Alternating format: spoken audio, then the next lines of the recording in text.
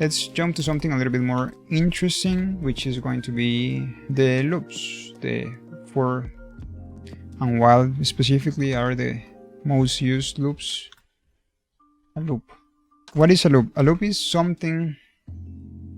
A loop is when you need to do a specific code or a specific logic and you need to do it many times. You don't need to write the logic many times. You can just go ahead and use the loop to do that logic in any amount of times that you need. Okay, so let's see, a very simple case will be to, let's see, we have a list with the values 1, 2 and 3, and what I want is to print in my console, to show in my console all those values, but just one by one. Okay, I can go ahead and say print list. Okay, actually this doesn't have a name. List is equal to this, so list in position 0, that will give me the number 1, and then I can go ahead and do list, print list in position 1 and list in position 2. But this is this is not necessary. You can just write the code once and change the logic for, or change the value that you want to do. So how do you do that? With a loop. The first one is the for loop. The for loop has like two parts, right? We're going to need something to iterate, or something to go through, right? So in this case, it's going to be our list. Python allows you to just go ahead and write something like this for, let's see, element in list, and that's okay. That's fine. Again, it's very simple, very user-friendly, but the first part is going to be the element. Usually, you just write E, just because it's easier. But in this case, so it's clear, let's go ahead and say position, right? Because that's exactly what we're going to be changing. So in position, for position, that this is the value that is going to be changing. So if you have a list with different values, or whatever is going to be on the right side, is exactly what is going to be changing here. So you can do this for position in list. If I'm not wrong, actually let's try that. Let's go ahead and print position, and let's remove this. Do I have another print here? No. Okay, if I just run this, it already knows that I am referring to the element. Let's rename this so it's clear. To the element inside the list. This is kind of a smart for, because it already knows that I want to go first through this element, and then this element, and this element in the list. Okay. Not all fors are like that, and in most languages they do not act like that. This is usually, or this is like a for each in other languages. The most basic for is something that will just iterate in a range. So for example, let's say you want to write hello 10 times. Okay. So you will just go ahead and do for E, which is going to be the number of the iteration at the moment. For E in a range. Okay. Again, Python allows a lot of things. The most basic stuff is to say range the beginning and the end. Okay. Because you can go ahead and say range 10 and it understands that, but you can also say that you want to start in a range from 0 to 10.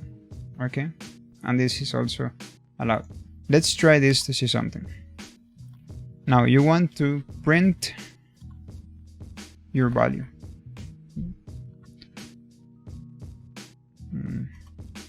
Let's comment this. Okay, you want to print this. In this case, you will print from the first element, including this element, to the last element, not including this element. The same as lists, okay?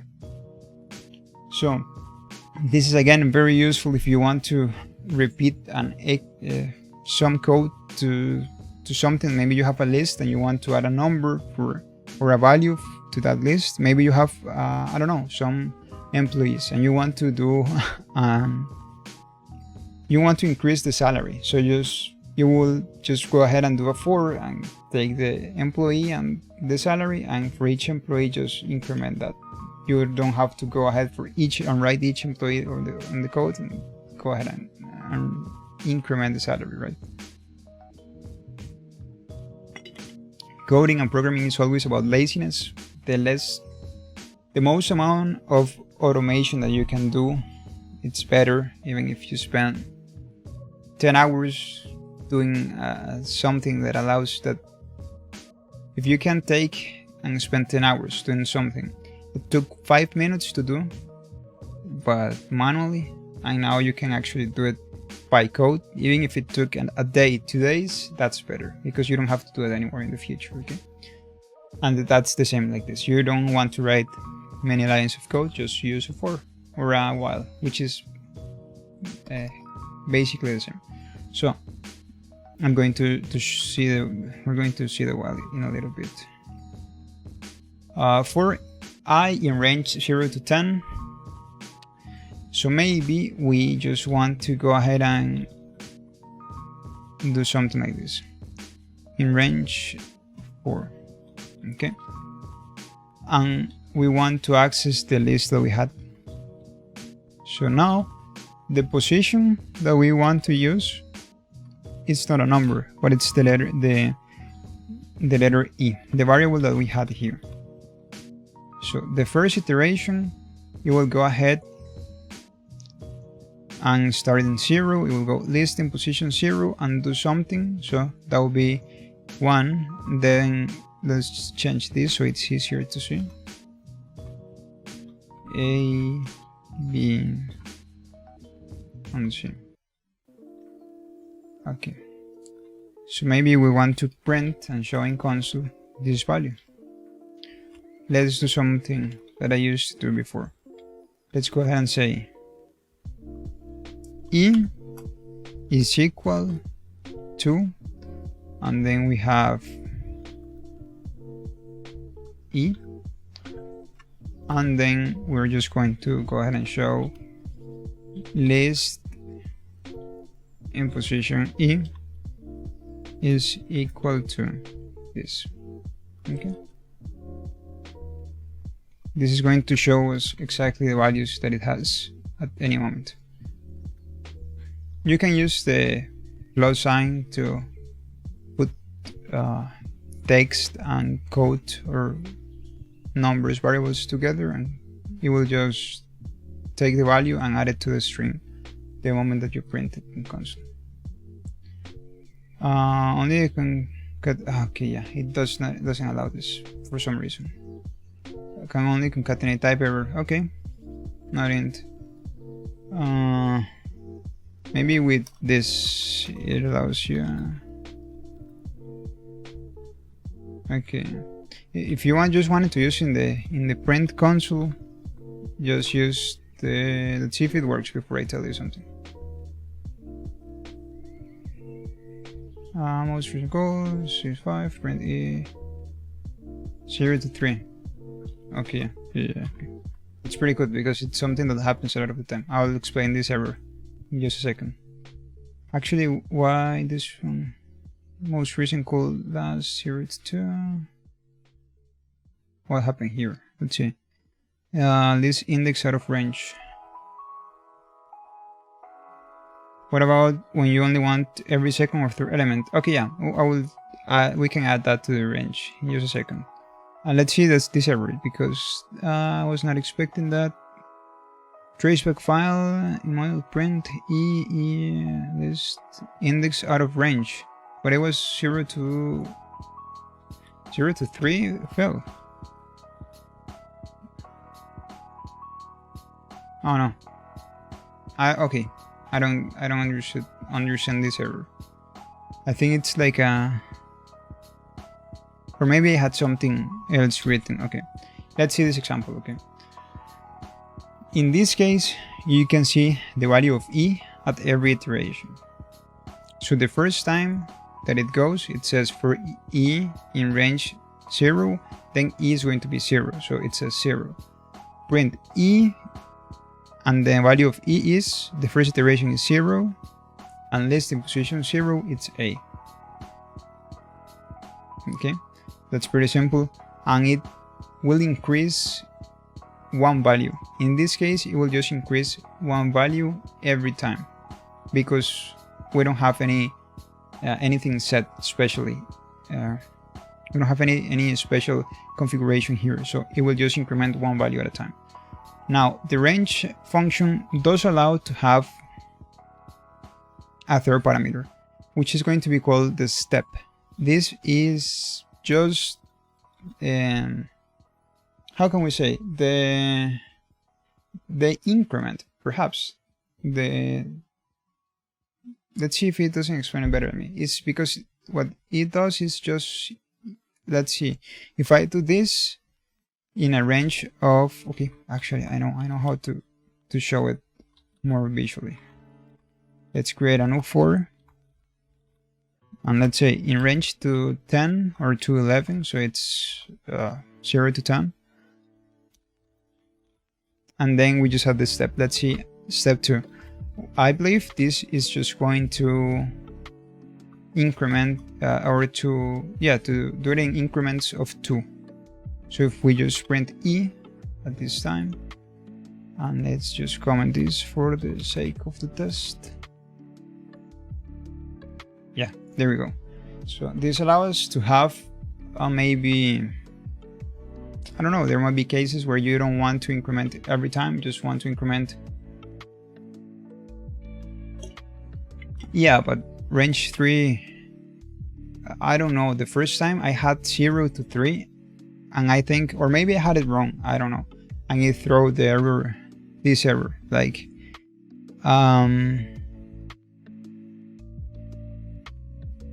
traceback, index out of range. Yeah, index out of range, but I had 0 to 3, if I'm not mistaken. Maybe I was. The step does that, so it allows you to increment not 1 by 1, but maybe 2 by 2, 3 by 3, whatever you want. In this case, might be useful in the code that you have. Most of the time, you're going to use like the first 4, just elementing in a list or elementing something, or this one. Okay, as Clasher also said, you can omit the first value. You can go ahead and do this.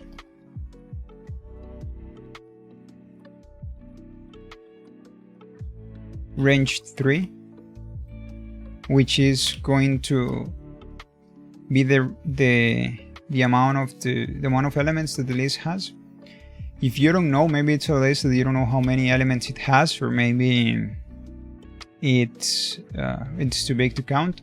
Then there is a function in Python that you can use that is called len, that will give you exactly that, the len of the list. So you can go ahead and say len list, and this should allow you, this should give you, let's just run it.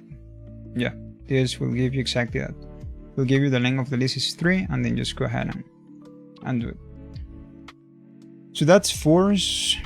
I don't know if I'm missing something. Let's see.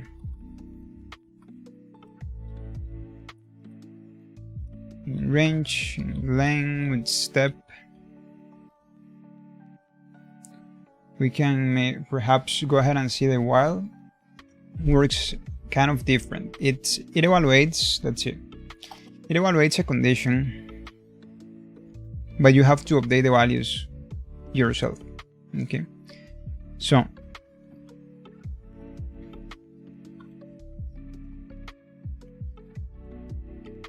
let's see, we have a number that is going to be x is equal to 1. and we want to increment the value of x until it reaches 5, okay? So it's not that we want to, we have a very clear condition about when to stop, okay? I want to stop our code. We want, when x is equal to 5, we just want to stop doing whatever we were doing. So we can write a while function or a while loop with the condition that we want. This is like thinking backwards. This is the moment that we want to stop. So x, our condition is x, the moment that we want to stop is x is equal to 5, okay? So maybe we want to do it while x is less than 5. Because the moment that x is equal to 5, it will just stop. This is assuming that is smaller, or maybe if you want just to be extra sure that it's just while x is different than 5, okay? Because our condition is it needs to stop the moment that x is equal to 5. So while x is different than 5, let's just go ahead and take x and add another value. X is equal to x plus 1, which is the normal way to do it. In Python you can do this, x plus equal 1, which means exactly the same. This just takes one value and assign that to x, okay? It just adds 1. But let's use the first one so it's clear what it's doing. And then we're going to print x. If I'm not mistaken, in this case it will start with x equal 1, so it will start here. It says x is different than 5, that's true. So it enters the first time and says, okay, x now is going to be x plus 1, so it will be 2. It begins again, so it says analyzes the condition, x is different than 5, x is 2, so it's still not true, so it enters, it's true, so it enters, and it does the same until this condition is no longer valid, which will be the moment that x is equal to 4, x plus 1 is 5, and then it says 5 is different to 5, and it will not enter, okay? So it should print 5, right? Let's just comment our force with prints so it doesn't create a lot of noise in the console. And there you go. Okay, see, you have a 5. Actually, you can check the value here. We can do the same here. Print x, so you know exactly x is equal to x. So you know exactly what value it is at the moment. See, x is equal to 2, to 3, to 4, and to 5. And the moment that x is 5, it just stops. That's how the while condition works. Personally, I don't usually use while. Most of the time, I don't think it's that.